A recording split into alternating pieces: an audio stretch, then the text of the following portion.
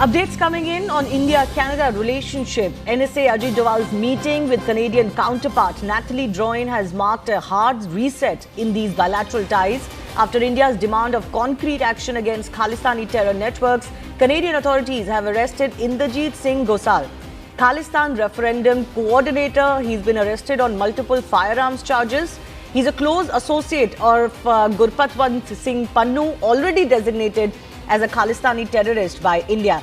This is the first visible outcome of India-Canada security talks as Carney government begins clamping down on extremist networks. Let me also go across to my colleague Anand Narasimhan, who is joining us. Clearly, Canada understanding India's red lines and beginning to act on them. How significant is this arrest? Well, good afternoon, Shivani, and afternoon to our viewers. N18G Doval was one of the principal accused at the Brampton temple attack in November 2024. After that, surprisingly, under the Trudeau establishment at that point, he was actually given a duty to warn, saying the Canadian intelligence and Canadian police actually tried to hold him as someone who was at the target of those who were upset with pro-Khalistan, people having pro-Khalistan sentiment. After Hardeep Nijjar, N18G Doval is Gurpatwant Pannu, already proscribed a terrorist and a wanted person by the Indian authorities. He's Gurpatwant Pannu's lieutenant. And he was seen as the person who was the face of this entire Khalistan referendum. And he's been on the radar of the Indian authorities for a while. He has systematically, under the garb of protest, tried to target and also resorted to violence and arson and vandalism and brazen intimidation of those people who are pro-Bharat and anti this entire Khalistan sentiment. Even intimidating local Canadian Sikhs, Canadian nationals who practice Sikhi, who were not wanting to subscribe to these views. What this actually shows is a total shift under the Carney administration on from giving a certain level of patronage to these kind of secessionist elements to cracking down on them. If you were to couple this with the recent CSIS estimation that Khalistan extremism is lurking and is actually prospering on Canadian soil, and it remains a threat to Canadian internal security also, let's add that to the fact that there was an exchange of the High Commissioners and there is a reset. So the Doval-Drouin meet also points at a huge reset in the shift and Canadian appreciation of Bharat's concern of secessionist elements who, under the garb of free speech, are actually organizing.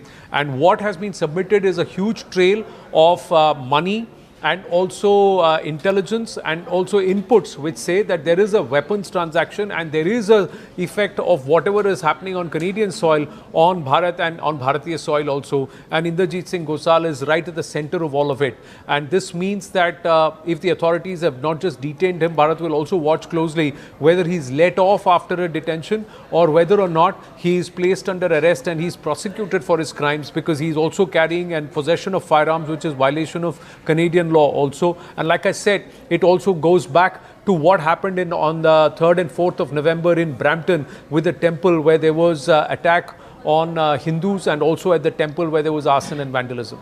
Yes.